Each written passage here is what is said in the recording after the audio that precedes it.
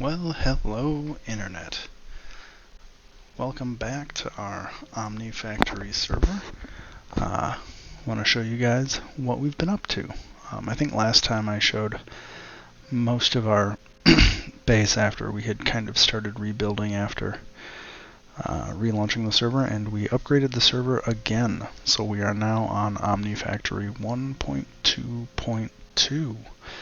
And I think where we left off, I had shown you the blast furnace, which is over here. We've got quite a lot going on now, plenty of automation. I think we're doing some energetic alloy. We've got it set up to do stainless steel on demand, a lot of cool stuff. And then I had shown you, we had started working out our deep mob learning, and we have since really just completely expanded this out. So we're making just about everything. But what I want to talk about today is chemicals. So I managed to put together our first, I think it's called a microverse projector, which is what's going to let us use microminers, which next to deep mob learning is kind of the second real infinitely renewable resource in this whole mod pack. So we got that set up, and we can build microminers. Those aren't too hard to build, at least not the tier 1 microminer. But the real challenge that we found was we need rocket fuel, which led to a whole bunch of nonsense. So first up, I'll come to this ocean nightmare over here in a minute, but the first thing we had to do was figure out how do we more effectively process chemicals. And I had originally started out with a whole bunch of little chemical reactors in here trying to figure out how to make dozens and dozens of chemicals. The reason that this is kind of relevant is to make rocket fuel. This is roughly the production chain you're looking at. So there's about 1, 2, 3, 4, 5, 6, 7, 8, 9, 10, 15 machines, maybe more in here, and maybe a dozen chemicals if you really get into it. But eventually you get down to rocket fuel down here. And so we needed a way to do this, and I started poking around JEI and found out that if you look at distillation towers, these things are beautiful. And so if I want to make, for example, let's just look up the distillation tower. Where are you at here, buddy? There's the distillation control. Let's look at the recipes. So you start getting to the point where you can get lots of fun stuff out of one chemical in. You can get a whole bunch out. Especially like the biggest ones are some of these cracked or steam cracked fuels. You end up getting just a little bit of everything. I think it's one of my favorite things in the pack so far. So you can see there's a handful of recipes here. If you need all of them, I don't know yet, but what we ended up doing is getting our first tower set up, switching over our whole distillation process for sugarcane. And so we're doing the sugarcane. We're going here into a brewer to make the biomass. The biomass gets turned into fermented biomass, and then the fermented biomass goes into this bad boy. And the way these distillation towers work is you have a fluid input down here, and then you have your controller. You have an item output or an output bus here, and you have a power input buried somewhere back here. But then the kicker is up this side, up either side here, you can put fluid output hatches, and you can output as many of the outputs as you build this thing tall. So you can build this anywhere from, I think it's 2 or 3 units high, all the way up to a total of 12 with 11 outputs for the biggest recipes. So we got these two built, and the way we're handling the output is by outputting into fluid conduit and then that fluid conduit kind of comes underneath and comes over to this fluid interface. Yeah, the position on that sucks. That's okay. We'll fix it later. So I built 2, and then I decided, why stop there? Let's use my giant hole and make a bunch. So we have 4 max size ones, which is definitely overkill. You only need 3 max size ones, period, I think. Oh, look at all that wasted conduit. But so we've got oil going into this one. We've got nothing in that one. Wood tar comes in here. Wood vinegar comes in here. Wood gas comes in here. These are overkill, by the way. Like, we do not need this many for that. But we got a lot of fluids going on, right? So we have dramatically expanded how many things we are creating. And so I figured those out to do kind of the way I think of it as bulk processing of specific fluids. And then I just finished up, oops, wrong way, let's go up, our rocket fuel assembly bay, or maybe the Sigma Eldritch room, however you want to look at it. Basically, each one of these little bays is connected to this ME conduit that goes in the back, and they follow a formula, right? So over here I'm making hydrogen and nitrogen. I'm using an air collector to do it. The air collector is pumping down into these centrifuges. They output into our fluid interface. So it's pretty cool. Stuff goes in, gets pumped out, and so then we've got one for hydrogen and nitrogen. Then we have carbon dioxide. Hi, Ramen. Say hi to the internet. Oh, he's busy. Whatever. So we have, there we go, hi, internet.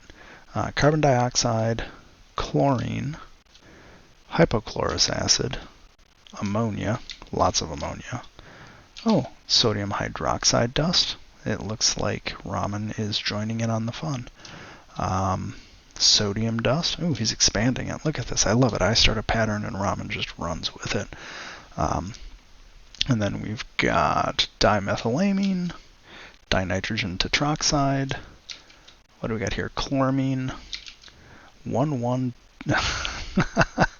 I think this is 1,1-dimethylhydrazine.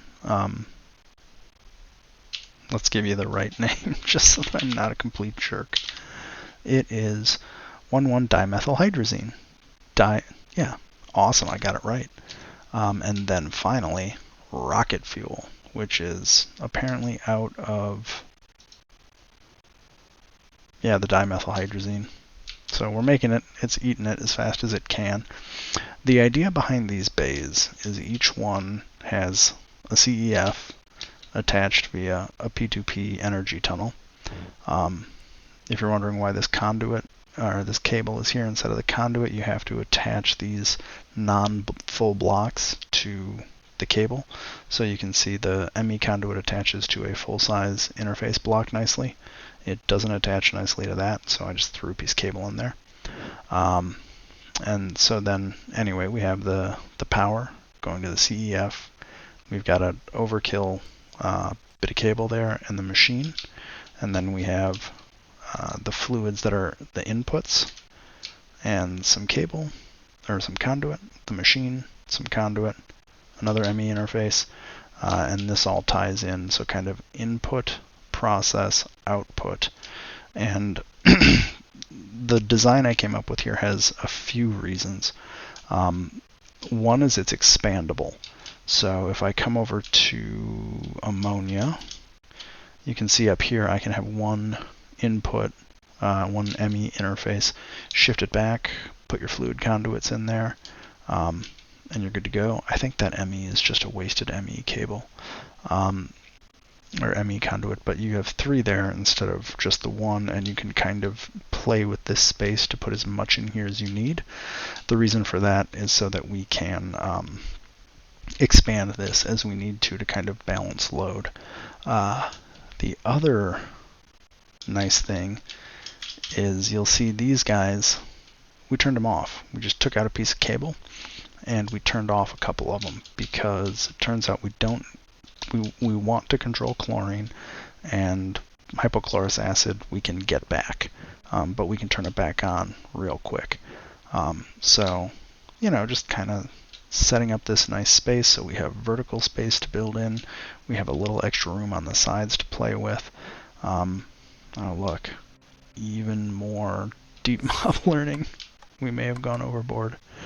Yeah, so we have a nice expandable space here. We can close that wall off. I think, yeah, I dug out in here. So this is just our Sigma Eldritch, for those aware of chemical companies. That's our Sigma Eldritch room. And so how are we storing all of this? And originally, I keep hitting the wrong button. Ooh. Let's go way upstairs. Here it is. So originally, we were just using a bunch of ME drives. But we kind of want to automatically rate limit this stuff, so what we are in the process of doing is building out what I call the OSHA nightmare. For any non-US viewers, OSHA is the Occupational Safety and Health Administration, who tells us in the States how to behave. And if they saw this, they would lose it. So, what we have is a ton of reinforced drums, each one holding something. I think we have about 40 right now, and I'm going to expand this even further and take out the lower area so we just have a wall of liquid chemicals. Interesting. Phenol got broken. But what we have is each barrel is connected to a storage bus that has the specific item plugged in there, and we've set the priority to higher than normal, so that essentially if any fluid comes into the system, it's going to try and go here first. And once we expand this out a little bit further and get this cleaned up and get all the barrels in, we are going to pull out all of those fluid ME drives, because this way when the barrels fill, then the outputs on machines will say, hey, there's nowhere to put this. The machines will fill up, and then they'll stop. So we have a automatic rate limiting system to at least make sure that we don't get into kind of endless feedback loops. Because unlike a lot of physical items, some of these fluids, at least right now, are not renewable resources for us, like anything involving salt right now. So sodium, so chlorine, hydrochloric acid, etc. We have to tune our production chain a bit to get those to the point where we feel safe just letting them run. So I'm going to clean out this area, prettify this gantry, probably make access a little easier than my double and triple jumping. But eventually, the goal is to have all of these wonderful different things in barrels, limited to whatever the barrel capacity is. And then to upgrade, this also makes it easy. To upgrade a barrel, you can pop out the old barrel, put in a new barrel that's bigger, don't touch the bus at all, and then just attach the barrel to a fluid import, let it drain, bada bing, bada boom, you've got yourself an upgraded storage system. So there's some pretty big barrels later on, so we're working on that. So we've got that going.